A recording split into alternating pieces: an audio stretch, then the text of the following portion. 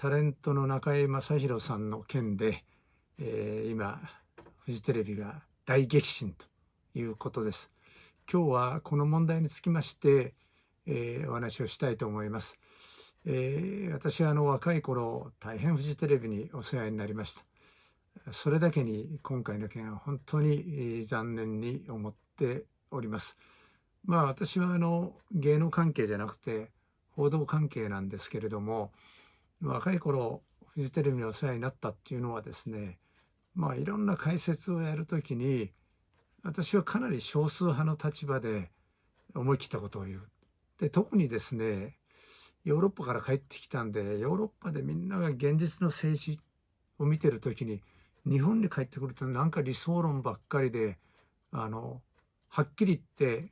左翼的な人たちが牛耳ってたんですね、言論会を。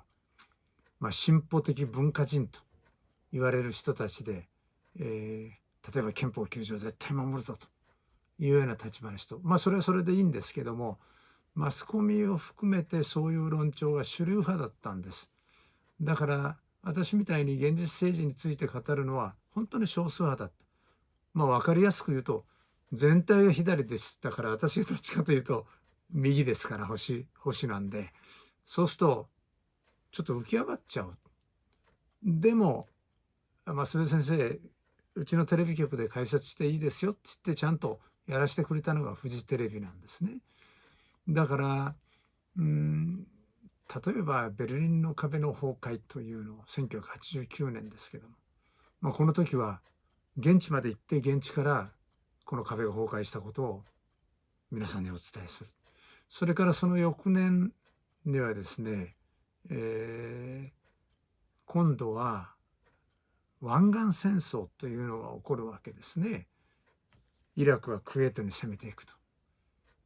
で、それ見てた時に、いやこれは必ず戦争になると。私はフジテレビでそういう解説をした。で、もうお亡くなりになったんですけども、江端健介さんっていう私の友人います。軍事評論家。彼も同じ考え方でマスコミで語ってた。圧倒的多数の他の大学の先生とか、いわゆる専門家っていうのは、戦争なんてなるわけないじゃないか。それ言ってた。見てください。結果は戦争になったじゃないですか。だから希望的観測だけで左翼的なことを言ってもダメなんで、そういう時にきちんと発言する場をフジテレビが設けてくださったんで、非常に今でも恩義に感じてるんで、そのフジテレビがここまでひどくなってるっていうのは残念でしょうがない。そこで今日は私が知ってることも含めてですね、なぜダメになったのかなということを皆さんと一緒に考えてみたいと思います。先ほど申し上げましたように、私がヨーロッパから帰ってきて活動を始めたのは1980年代ですね。で、その頃は左翼は全盛時代だったんです。で、その時代はですね、特に、新聞でいうと朝日新聞とか毎日新聞、本屋さんでいうと岩波書店で、こういう人たちが進歩的文化人であったわけですね。で、ところがその後ですね、だんだん日本社会が右傾化していった。特に私は2001年に参議院議員になって、それから2007年から2009年まで厚生労働大臣をやった。で、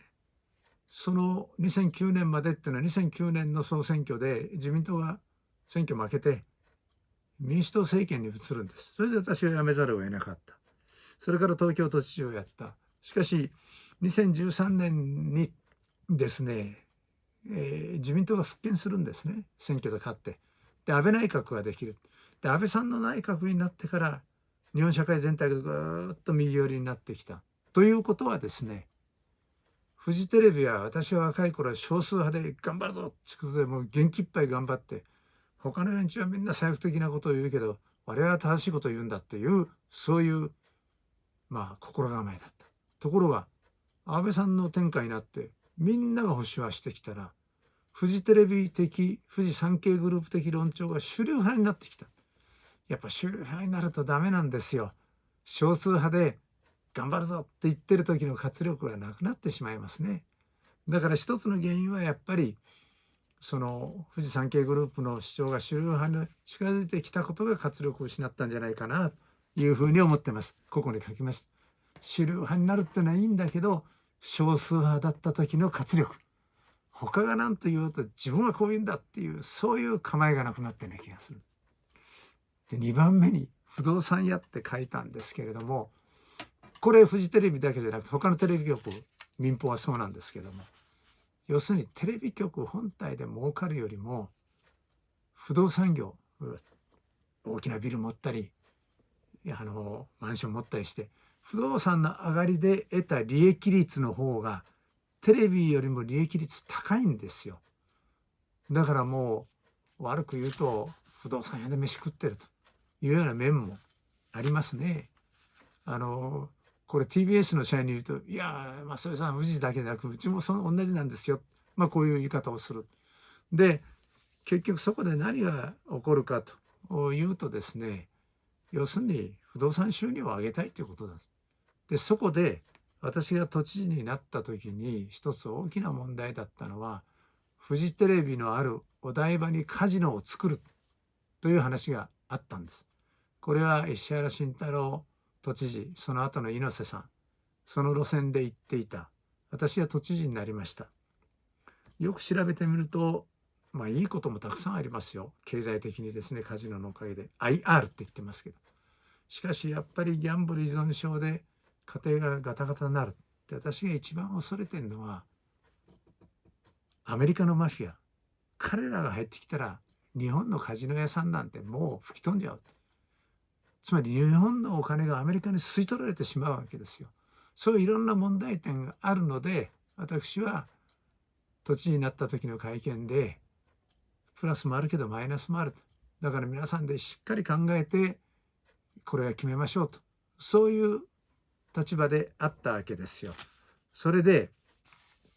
この事業っていうのはいくつかのこの会社が関連しててお台場にカジノっていう事業なんですけれども、フジテレビとともに三井不動産、鹿島建設、日本財団、こういう4社ぐらいが関わってました。ですから私はその代表の皆さんをお呼びして、私の考えはこういうことなんでやめようと言ってるわけじゃなくて、プラスマイナスあるからよく慎重に考えましょうということを話しました。日枝さんとも今問題になっている相談役の日枝さんともお話をいたしました。そういうことがあったんですけれども、私のこれは反省すべきことなんですけど、国会議員時代の5年間について政治資金報告書で経理のミスがあったと。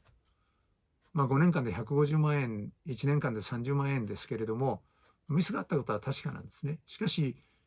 もう週刊文春の報道に始まって何週間も大炎上、全てのマスコミが取り上げてやりました。でそういう中で、フジテレビも攻撃に加わる。で最近その内部の方からお電話いただいたんですけれども「増江さん知ってますか?」何ですか?」あなたが都知事の時に追及されて叩かれて追い出されましたね」と。で我々フジテレビのは上からの指示で総攻撃、舛添を総攻撃しろと言われた。それでやりましたと。こういうことに公共の電波使っていいのかなと思います。でその内部告発の中身が正しいかどうか分かりませんけれども、そういうことが入ってくるということは不動産屋で不動産収入に儲かろうとしたところを邪魔するやつは消すと、そんなことでいいのかなというふうに思いました。そしてこの私が都知事の時に攻撃されてる時にもう毎日のように朝から晩までテレビカメラがうちの前にいる。でうちの息子が中学生なんですけども、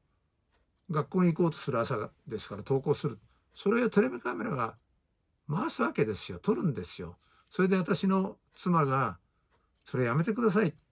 当たり前ですよね、親としてそれ言うのは。でそれでもやめない。それどころか注意してる私の妻の姿をカメラに収めて、それを流すんですよ。ものすごい悪質なんです。そこまでして舛戸洋一を失脚させたいのかということなんでありますけれども、これはあまりにひどい人権無視なんで、私はこの BPO という機関に訴えた、これは放送倫理番組向上機構っていうんですけども、で結果的に効果ありません。こっちが負けるんです。当たり前ですよ。この BPO っていうのはテレビ局が作った組織ですから、泥棒がですよ、泥棒が組織つって泥棒さばいてうまくいきますか？これ泥棒に縄を縄せるっていうことわざがあるんですけど、